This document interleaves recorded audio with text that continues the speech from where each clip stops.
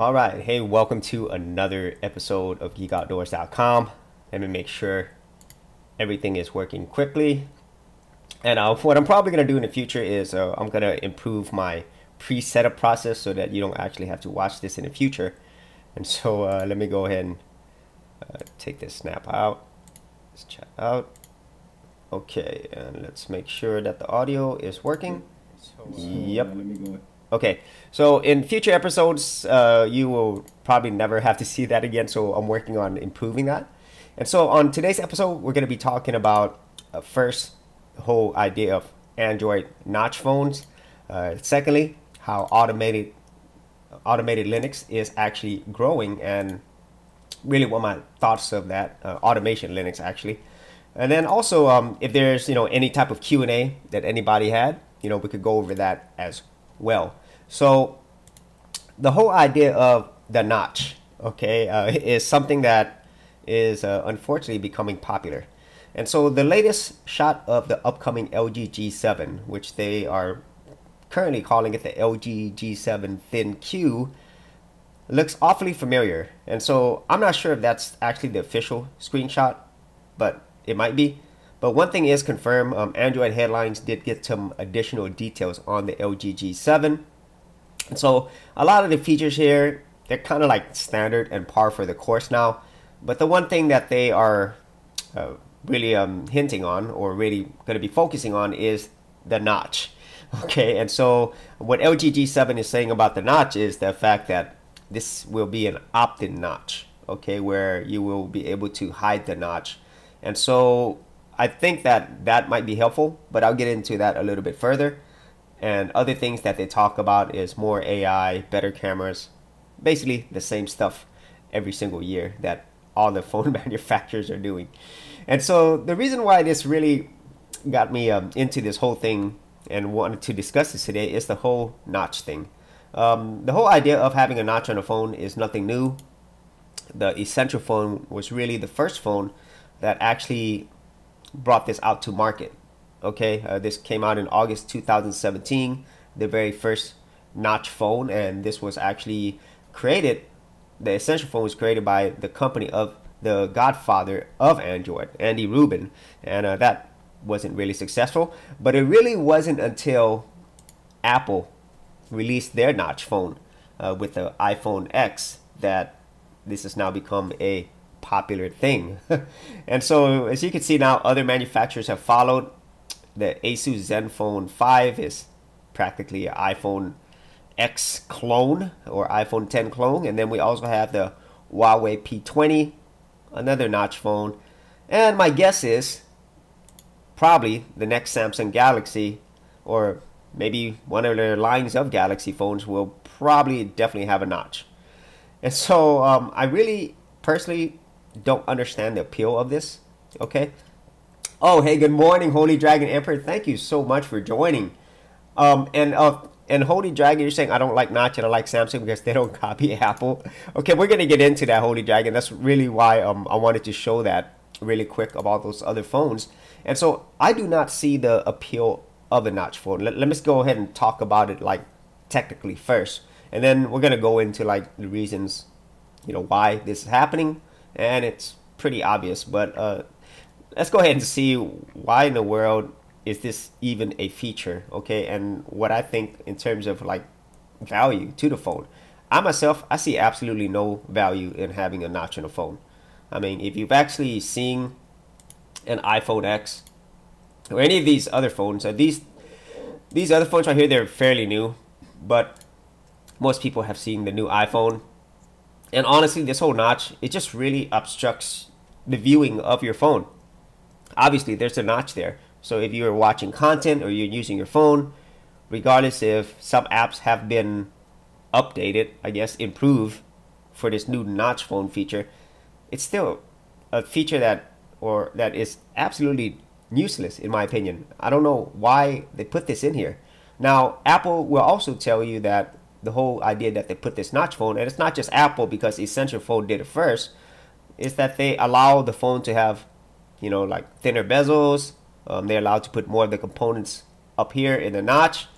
But I could think that argument is so I mean, it's PR is what I'm saying. Okay, that's a horrible argument because every time phone manufacturers say they need to remove features such as the headphone jack or add, to me, useless features like this, it's always because they did it out of design. They want to make the bezel smaller, they want to make it thinner, whatever the case might be. But then a lot of times if you look at a manufacturer like Samsung, they pretty much have no bezels anyway. I mean, they already disprove a lot of those arguments of like, we want to make the phone thinner, you know, we want to make it lighter, we want to put more components. And, you know, I really want to focus on that because that's the argument that Apple and then all these other manufacturers would use the same arguments as to why they need this. Okay, and so that really leads into why all these other phone manufacturers are adding, in my opinion, a feature that doesn't really add any value to the entire user experience. And it's obvious. The main reason why is because of Apple. Okay, and hey, good morning, Bob DeRoe. Thank you for joining. Gaza, thank you so much for joining. I know, Gaza, you're in the UK, and so it's definitely not easy to get in on the time that we have here. I think it's nighttime over there. And so let me make sure that I could actually see that on the chat because I think you should be able to see this. Okay, let me go back to this. And so this isn't anything that would surprise anybody who actually follows smartphones for a long time. When Apple does something, everybody else follows. Okay, and you know, if we look back at the whole history of Android phones, you know, whenever Apple really popularized the whole smartphone, and then then Android released their first Android phones, it was quite a long time before, you know, Apple actually changed even the resolution. You know, if you remember back then, and it hasn't been that long ago, you know, Android phones were really the first phones to actually have a 16:9 aspect ratio, you know, where you do not get that whole letterboxing. And Holy Dragon Emperor says 3:08 p.m. I think. Oh, okay, thanks, Holy Emperor. Yeah, and you know, and it was a while before, you know, Apple decided to make more widescreen phone, even though their phone is not exactly 16:9. And then there's many other instances where you know, changing things on your Apple phone, like changing your wallpaper, or maybe definitely having the taskbar, notification bar, which they really didn't have the same type of notification bar that Android had. So bottom line, all the newest features, for the most part, they were all done by Android first. And I think any of us who follows these phones knows that, you know, Android normally does it first, and then Apple normally follows, or they copy those features, or they take those features, borrow those features, whatever you want to say, and then they either you know, improve upon it, or they just integrate it into their own services, or both, you know.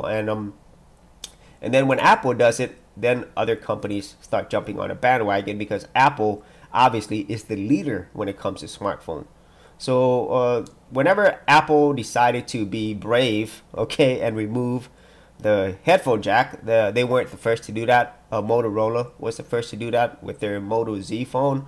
And then when Apple did it, everybody followed, you know, eventually. And you'll probably see most Android phones, most flagship phones will probably not have a headphone jack, you know, and that's unfortunate because, once again, I still don't see the actual benefit of doing that right now. Maybe in the future, but it just doesn't make any sense. Okay, and so this whole trend of a notch, I absolutely hate it because it really to me, you know, it just really worsens your user experience. You know, why would you want to have a notch there that cuts out the content that you're watching? I mean, oh man, it just bothers me, you know. Same thing with the headphone jack. I mean, and I think the headphone jack was actually a bigger offender because so many people use it. And now that I see a lot of people who have a phone that doesn't have a headphone jack, that they have these adapters, you know, they can only use their earphone and not be able to charge their phone at the same time, or they have to buy more expensive Bluetooth wireless solution headphones, was absolutely stupid. And so now, unfortunately, with this whole trend of notch phones, the same thing's going to happen in the Android world, where you have all these people with phones that don't have a headphone jack, that have a notch that doesn't improve the user experience, that you're going to have to buy more expensive adapters and accessories for. Oh man, it makes me want to go back to the old days of Android, whenever you would get as many features as possible and not have to pay for the privilege to have features that were already there. Okay, so this is kind of like my rant on this, and it'll probably change absolutely nothing, but I just kind of want to go to rant on it because, hey, Lance, good morning. Thank you for joining, Lance. Thank you so much. So, Kaza, you're saying, in my opinion, Apple is not a real innovator. They're trendsetters. Yes, yeah, Gaza, and, you know, we all know this, you know, Apple doesn't have to be innovator because they're the leader. You know, when they make a feature on their phone or any of their services, the only reason other companies are following because a lot of people buy iPhones, just period. You know, they are the most profitable company in the world, especially when it comes to their smartphones. And so I get it. You know, I mean, other companies would almost be stupid not to follow or copy what Apple's doing, because, you know, obviously if people see that a phone is very similar to an iPhone, whether or not the features make any sense, it just absolutely doesn't matter because the profit margins on these phones are so small, and at the same time, you know, the landscape in smartphones is extremely competitive. You know, there's thousands of companies producing these smartphones nowadays, you know, and so it's not like the old days when it was just a few Android manufacturers, top Android manufacturers, and Apple. Now there's just so much competition. So I definitely understand why these companies are doing this, why they follow Apple, because they have to, you know. But I'm trying to think of like the, you know, the user's perspective. You know, I mean, that's why I kind of go back to the old days of Android where, you know, when you had an Android phone, even if it was like the base level, and that's the weird thing is your base level Android phones are usually the ones with the most features nowadays. Let's just think about it this way. You know, whenever Android started, let's just say a few years afterward, just think about what you would get default wise with an Android phone. Okay, you would get a micro SD card, you would get removable batteries, you would get a headphone jack, you know, you would get newer features that actually, in my opinion, improve the experience. You get higher resolution screens, better quality material, waterproofing, wireless charging, you know. But then, you know, Apple realized, and many other companies realized the same thing, all right? So once more and more people had smartphones, and now it became a commodity, you know, as a business, you know, and it makes sense, once again, how can you maximize your revenues and, you know, and still, you know, get away with not doing the most, okay? And once again, I really follow the whole Apple model that they're doing here. If you look at all their products and services, their model is obviously selling their ecosystem, you know, and their marketing is top notch, okay? And so they sell the ecosystem, and so they do that by actually removing features, okay, and then making it a feature by not having it. Okay, and this is the same thing that's done in the whole luxury world. If you actually look at any luxury products, they actually have less features, okay, but they charge you more because of the fact that it has a very powerful brand marketing. And that's what Apple did with the smartphones. You know, if you look at the whole history of the Apple iPhone, almost every single year, they might add new features, but they remove really critical features or the big features that they know that would actually increase their sales of other accessories. Okay, and so the main things to think about is first, the micro SD card slot. You know, they never had expansion storage, you know, but if you actually look at the price of the iPhone and how much more it costs for you to get additional storage, wow, that's big. That's a huge amount of money. There's no reason why a phone should cost $100+ more when you could go look at the micro SD card prices and they're like more than 50% cheaper than that. Okay, and then they went to the strategy of removing a headphone jack. Obviously Motorola did it first, but you know, it's obvious that these companies actually took time to research this and see whether or not this would make sense in terms of a business. Okay, so if you remove the headphone jack, that is a huge necessary thing. Okay, so that means you could definitely sell accessories for it because there would be an absolute demand for it. Okay, because people need to plug in their headphones. Okay, so that was smart. Okay, from a business point of view. Okay, and so they took that feature away, and you know, now the whole adding the whole notch. Guess what?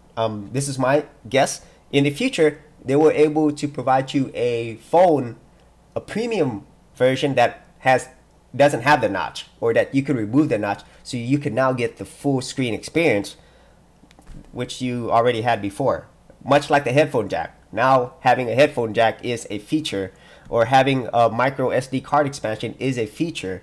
You know, having a replaceable batteries, that's even rarer now. And so yeah, so that's actually where we're heading. And so in the future, I'm pretty sure you will probably have no features, no basic features that are actually help the whole user experience. This is just stupid to me. And so let me see. Bob Devereaux says, I can't stand iOS. Yeah, Bob, I'm not a fan of iOS. I understand the appeal of it. I use Apple Mac OS myself to do other work, and so I understand the appeal of it. But the thing is, if you use like a Linux desktop operating system, or even in the smartphone where you use an Android phone and you go to something like an Apple's ecosystem operating system, it's so limiting. But if you've never really spent a lot of time outside of the Apple ecosystem, I don't think you would see it that way. You kind of like see like having all these features and all these other things, they get in the way of the Apple user experience, in my opinion. Because I've seen Apple users, and no really disrespect to them, because a lot of people use Apple devices, obviously, okay? But then if you ask them, let's just say from a desktop operating system, okay? Because the whole Apple Android thing, people just use it because of the brand, okay? But if you were to ask somebody, why would you use Apple's Mac OS versus Windows, okay? Most people don't even know about Linux, right? As a desktop operating system. Most people can't really tell you, technically, what's the advantage of it, besides the fact that it gets no viruses. That's what their thought is. It's great marketing, or that I guess it's easier to use. And I really would agree, it is easier to use in most cases because of the fact that Apple limits what you can do, okay? And so, but that's about it. It's hard to talk about the value proposition of an Apple product, okay, besides their entire ecosystem and stuff, because Apple, they have the resources, if they wanted to, at any time, to make the most fully featured phone available today with the highest tech specs. They've been able to do that for a long time, but they obviously don't have to, because of their presence and their market valuation, And so let me see. So Lance is saying, I prefer having a headphone jack. Absolutely, me too, Lance. I mean, until it gets to the point where it makes absolutely no sense for you to have a headphone jack, I think you should still have it, okay? And I get it, because you remember when Apple started removing the optical drive from their computers, okay? First from their laptops, right? And basically from their laptops. And now it's normal for you not to have an optical drive, okay? So I know that whatever Apple is doing in the future, that's kind of where we're heading for the most part, okay?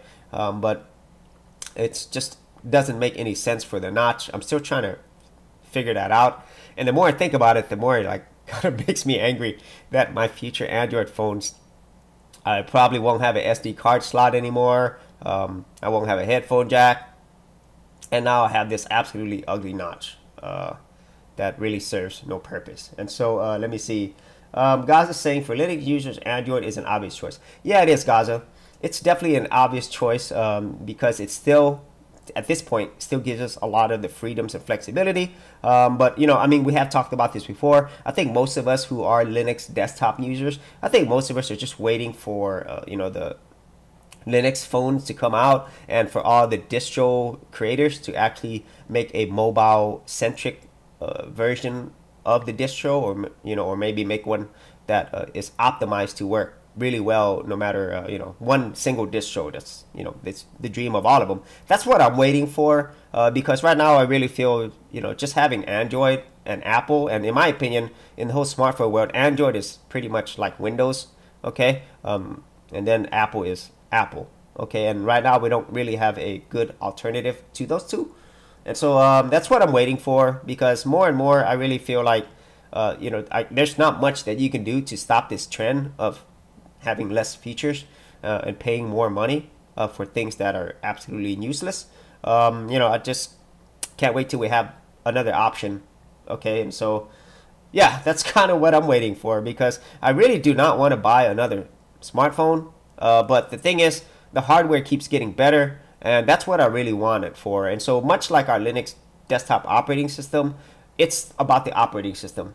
Okay, but unfortunately, the hardware is so important in the whole smartphone space. It's not like our Linux desktops where hardware's it's still pretty much the same. We could do whatever we want with it. But with a smartphone, we have seen this before.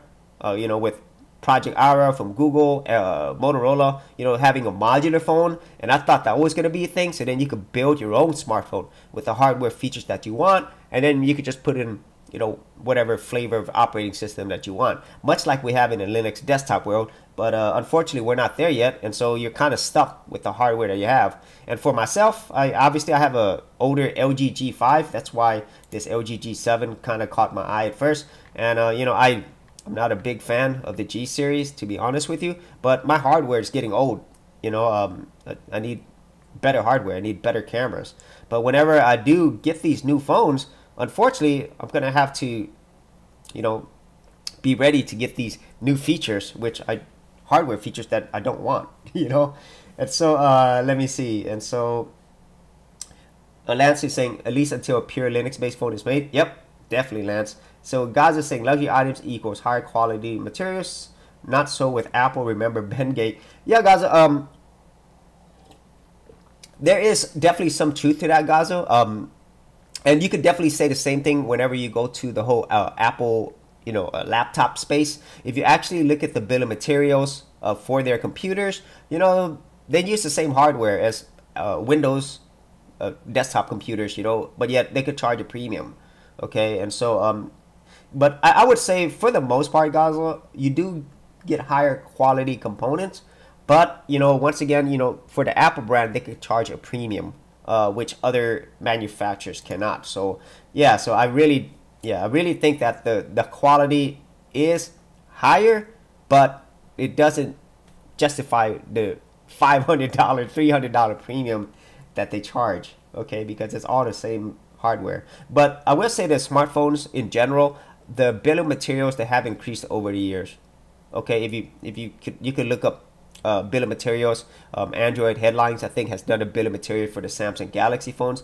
They are getting more expensive, and at the same time, when you have big companies like Samsung or Apple who pretty much buy up all the components, then it makes it more expensive for the smaller companies to actually buy these components. And so our smartphones are not going to get cheaper, because even if you look at the budget Android phones, they're getting more expensive as well. If you look at phones such as like the OnePlus, when it first came out, they were the best budget bang for the buck phones. I would say next to the Motorola G phones, but now even they are going up in price as well.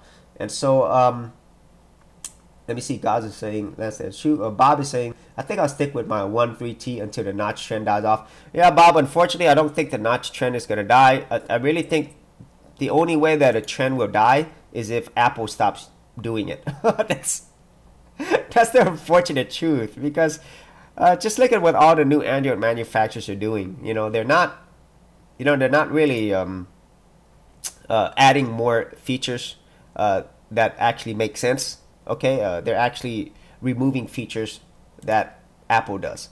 Okay, and so yeah, I don't think the notch phone is going anywhere until Apple stops using it and they introduce something else. And companies like Samsung, at least right now, I still think hardware-wise, they are the best when it comes to Android manufacturers, because hardware-wise, they still give you the most features of any Android phone. And they do it in a very high quality manner. I mean, I myself, I would have gone to Samsung Galaxy phone, but I simply do not like their operating skin, TouchWiz. I don't like it at all. Okay, but I do love the hardware. But the funny thing is, they are gonna eventually remove features as well. Okay, in the future. So that's their differentiator. That's the thing, I think, Samsung, that differentiates them, because they are the top Android manufacturer. And so the good thing is that they're still providing a lot of features, because what was it? I think it was it the Samsung Galaxy S6 that they removed the headphone jack? I think that was it, and that didn't go over too well. So I'm still glad that they are still offering a lot of hardware features. Okay, software features, they do offer a lot there as well, but once again, I don't like their TouchWiz interface. I don't like the Samsung ecosystem. Okay, even though it is Android, it doesn't matter. They have their own ecosystem. Andrew Y, thank you for joining, Andrew. Until Librem 5 comes out, we can use Lineage OS to free our existing smartphones as much as we can. Yeah, Andrew, and you know, a lot of Linux users have talked about that, and I mean, at this point, I don't think it's as popular yet, you know, for even people in the Linux community to just take a distro that works really well. You know, like if you think about our most popular distributions for our desktops, there's not really anything that's very similar to that in the whole for mobile devices yet. Okay, but it will be in the future, and so that's what I'm waiting for. Like I think all of us are, when you could just download a distro that we know works pretty much all the time, that works well, that is well supported for mobile devices. Okay, and so I'm hoping, you know, once the Librem phone comes out, hope by that point, you know, companies like you know, or communities like the KDE community or the Linux Mint community, Ubuntu, Red Hat Linux, any one of these will actually put their resources together and actually come out with a distro that works well for mobile. And it's going to happen because it has to. And so that's where the industry is heading anyway. And so that's kind of what I'm waiting for. And so by that point, you know, we're going to be able to just download a distro like we do for our desktops, pop it on our smartphone, and we're good. Okay, so that's what I'm waiting for, because, you know, our Linux desktop experience, I think for a lot of us, we're actually spoiled, I think, by the amount of freedom that we have. And if we have the same thing on our smartphones, you know, and even though Android does allow you to do a lot, I just really feel like it's becoming so much more like Windows, in my opinion. Okay, and unfortunately, that's not the type of experience that I want. So Holy Dragon Emperor says, I'm on Lineage OS 15.1. Sweet. Holy Dragon Emperor says, I can't use NFC and front flash.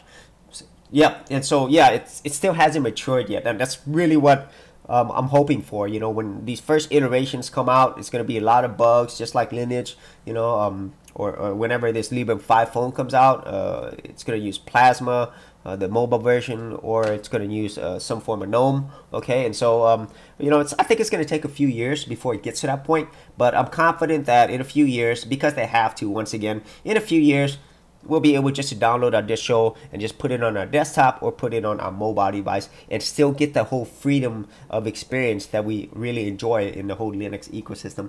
And so, Lance is saying, maybe I'll just get a flip phone and pack a laptop around. You know, Lance.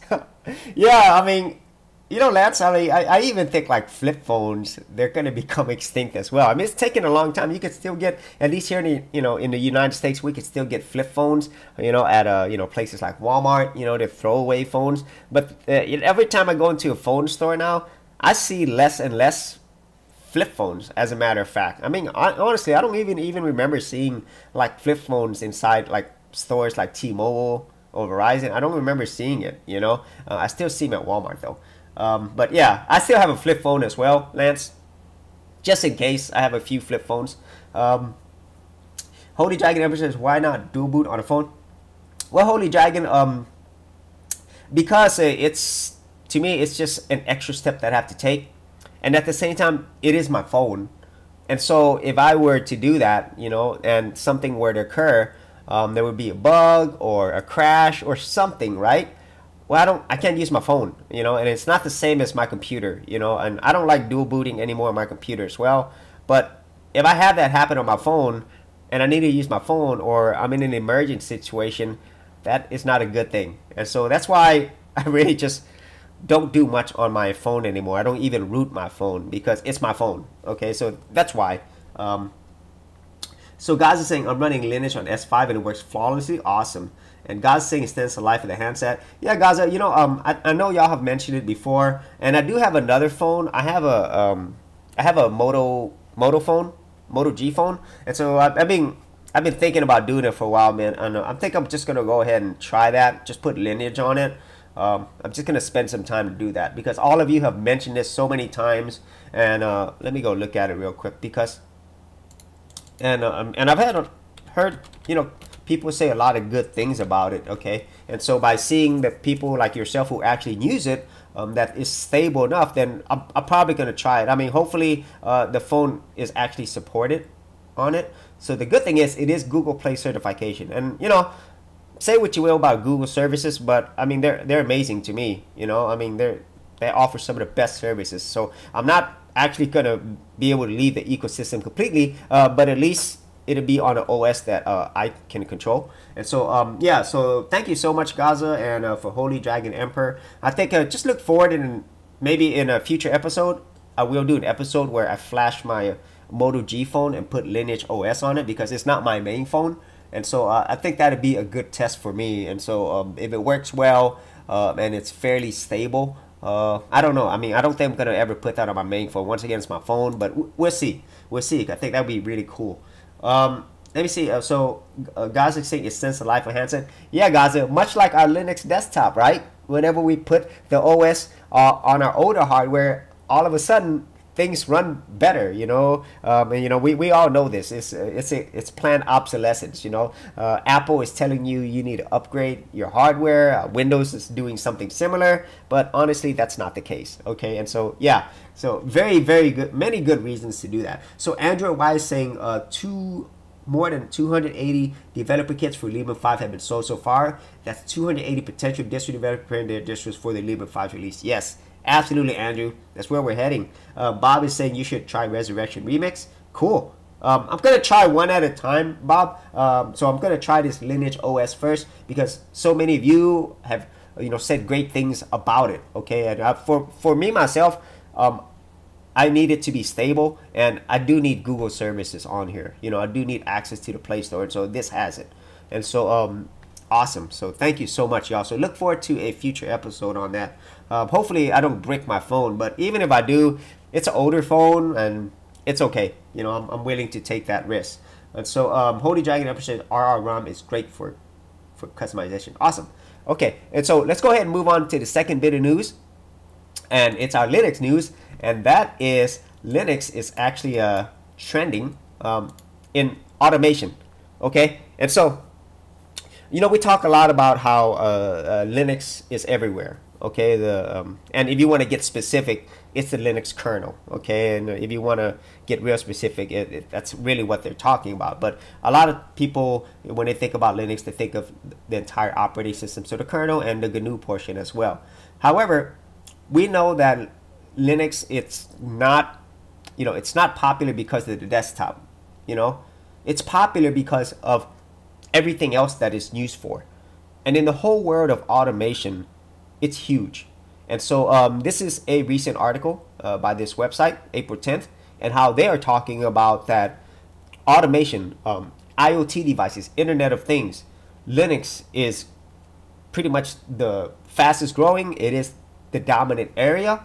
And you could read this article. I'll put this article down in the description below, because I think it's really interesting. And you just see here how the entire IoT industry, automation industry, they are really proponents of using Linux. And I'm gonna get into like why that's the case. I mean, they do talk about it here, and it's something that we know. Okay, they have more control over it because it's less proprietary, it's more open, it's way more cost effective. Okay, and so those are the general reasons why most people use Linux anyway, and especially for businesses. Okay, because they are able to do that, and they're able to scale at a massive level. And so the whole article talks about things why automation industry is using it, and the various programming languages. And so a lot of this stuff, I think for us as Linux desktop users, we are familiar with it, but this really leads me to something. Okay, and it leads me to something that I think I myself, I like to think of it in this way as more than anything, because I think a lot of us Linux desktop users, and this isn't a negative thing, okay, I think a lot of us would feel that Linux is popular because of us, the community. Okay, and there is definitely the main foundation of it, that without the whole community, obviously Linux wouldn't exist.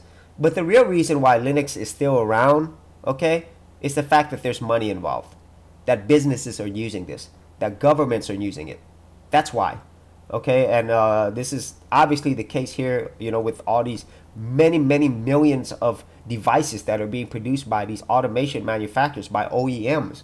Okay, if all these companies that use Linux, specifically the Linux kernel, all these Android manufacturers should use the Linux kernel, right? if all of them were not using the Linux kernel in their operating system, right, then Linux wouldn't be around.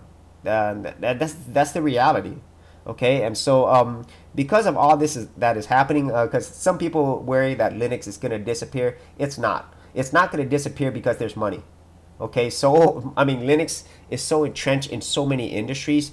That's why it's not ever going to go anywhere. Okay, and so that is a good thing. I mean that means that for us that do enjoy using Linux, specifically for the desktop operating system, and then later on for our mobile devices, we're always going to have Linux around because these companies rely on it to make money. Okay, and so this is a field that I don't think a lot of people think about, the automation field, but it's absolutely huge. You know, just think about all the factories that are out there that are producing other products. You know, it's more and more automated. There's more robotics involved, and all of those things require operating systems.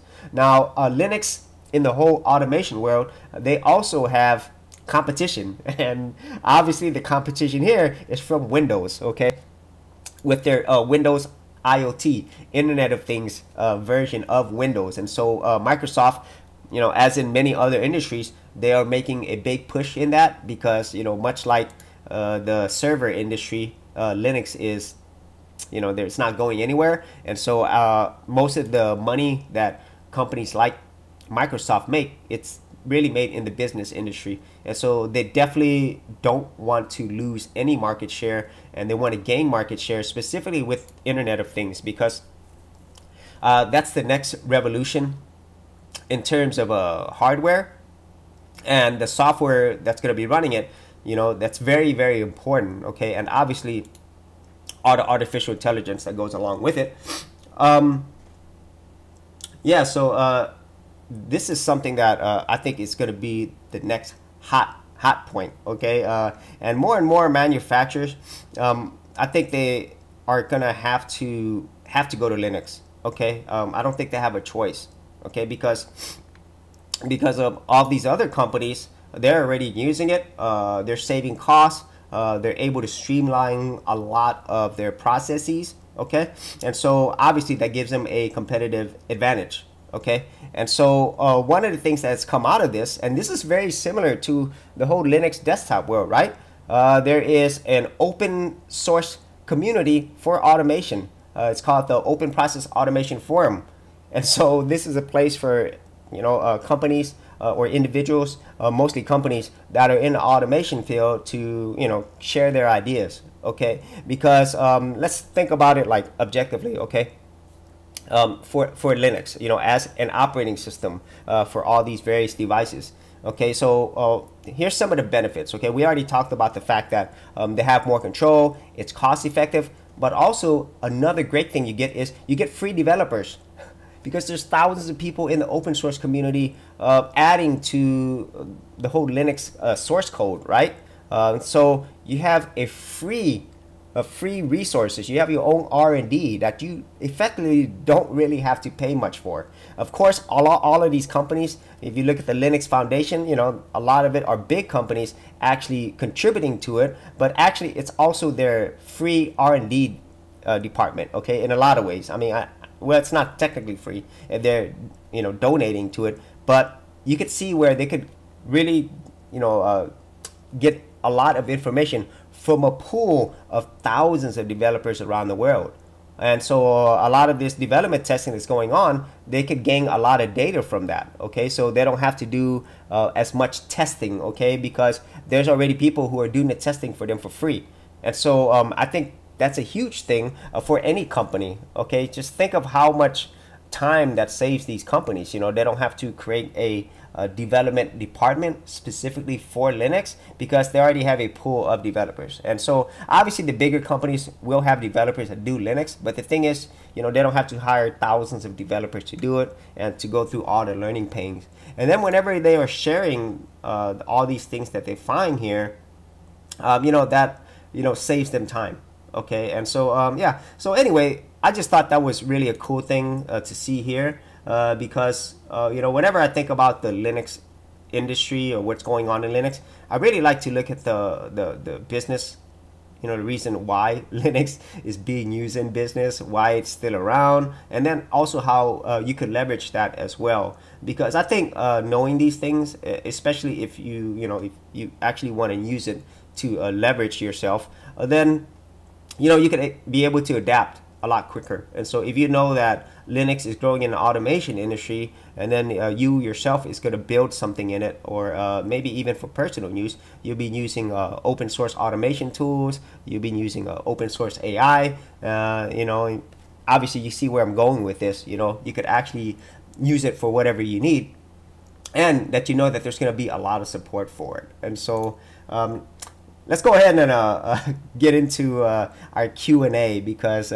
this is where a lot of our discussion happens. And so let me see. So Bob Devereaux is saying, coming back to Linux once I build my new computer.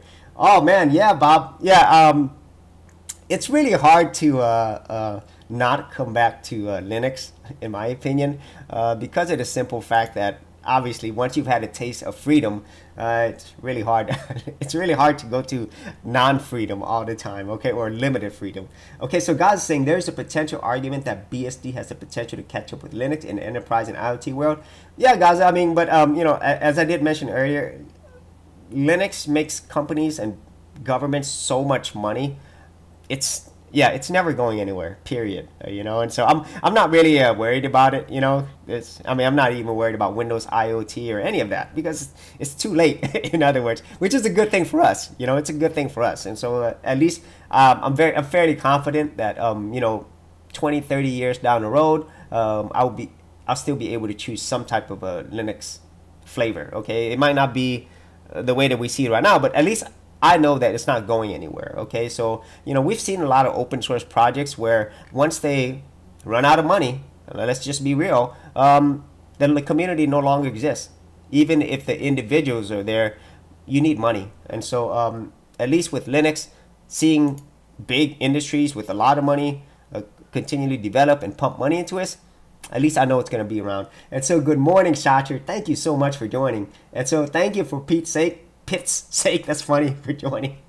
And so here in our Q&A, y'all, if there is something you want to talk about, and we normally do this anyway, and so you're already starting to talk about stuff. Is there anything that you want to talk about that is either related to this or not? Feel free to add your comments. And in this case, I'm gonna go ahead and just babble. I'm gonna talk about whatever until other people get on here, because we do have about 16 minutes left, and so I might go off on different tangents, which we normally do. And so the first tangent I want to go off on is the whole new Lost in Space. Okay, I don't know if you knew, but on Netflix, Lost in Space, there is a new show, a series, season 1, and let me show you. If you are into movies, do check out my other channel. I have a Go Movies channel, but this right here, their season 1 just came out on Netflix, and man, it is awesome. This is such a good series. I haven't finished it yet, but this is actually my favorite series on Netflix this year. This is like a million times better than the movie, the latest Lost in Space movie. And if you're a geek, man, you will really enjoy the special effects in this, the story. It's awesome. And man, yeah, go check it out if you haven't. I don't want to spoil anything for y'all, but I haven't finished it myself. But it does still revolve around the Robinsons and Will specifically, and the robot. Best parts about the movie, it's of the show, and the production quality in this is just so high. And it's actually, in my opinion, it's better than a lot of movies out there right now. I mean, it is that good. That's just my opinion. And so I haven't finished yet, but if any of you get a chance, check out Lost in Space if it is available in your country on Netflix. It is well worth it, okay? And so Lance is saying, Steins, Gate Zero just started airing. It's one of my favorite all-time anime series. Cool, Gate Zero. I have not seen that. Let's see what's in there. Gate Zero. Yeah, and man, there's just a lot of, if you're really into anime and sci-fi, there's a lot of good stuff coming out, Oops. There it is. Okay, so what is this anime? Ooh, Cool. Well, that looks pretty cool. Wow. Yeah, and I don't. Oh, was this a game? Yeah, I'm not familiar with this, Lance. I don't know if it's a game or an anime. That looks pretty cool. And there's also another sci-fi movie as well. On if you are on Netflix, it's a good one too. It's called Orbiter 9. I don't know if any of you seen this. This is a pretty good movie. It is in Spanish, and so there is subtitles. This is a lower, I would say, more of a lower budget movie, but it's done really well. This is also Netflix produced. If you enjoyed the movie Moon, I think you might like this. It's a combination of movies actually. So that's a good movie, even though the ratings aren't great. But yeah, so let me see.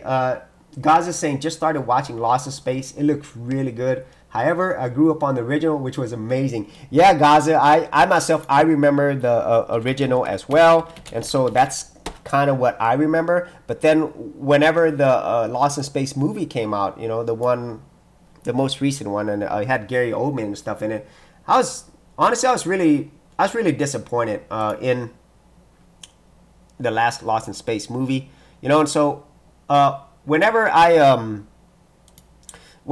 saw the latest trailers, or you know, when I found out that Lost in Space was going to be done on Netflix, I was really skeptical because of what they've done in the past. But now, having seen the final product, and once again, I haven't finished yet, I am blown away by how good it is. It's so good, and some of the episodes, they're better than whole movies, you know. I mean, and Gaza, you could probably relate with this if you're watching it already. And you know, it's like in some cases it feels like you're watching a Star Wars movie, you know, like I feel like I'm on Hoth or something, right? And then on some cases you feel like you're actually in a Jurassic Park movie, and you'll understand if you watch it.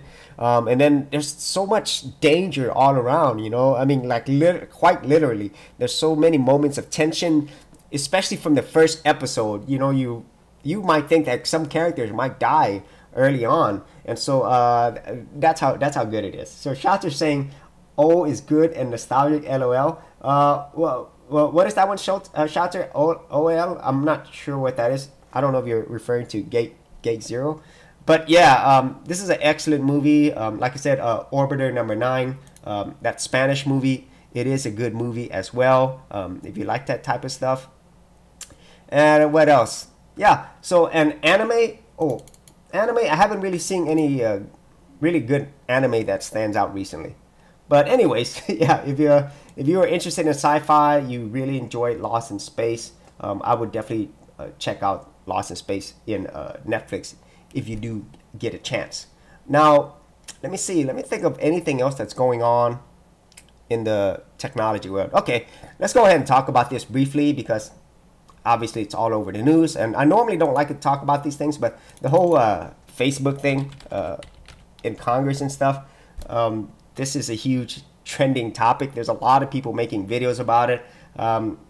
Yeah, to me it's funny. Okay, I mean, not to take anything away from the seriousness of it, but it's funny if you actually watch some of this stuff. I don't watch television, but I've seen some of the memes and some of the articles on it. It's just funny how there's a huge disconnect between what's understood and what's actually going on. And obviously, if you're watching the news anyway, a lot of this stuff, it's a lot of PR. Okay, it's just really great for television because a lot of people spend a ton of time watching this stuff. They spend a ton of time getting on social media, and so all these other companies that are actually putting out this news, they're making tons of money.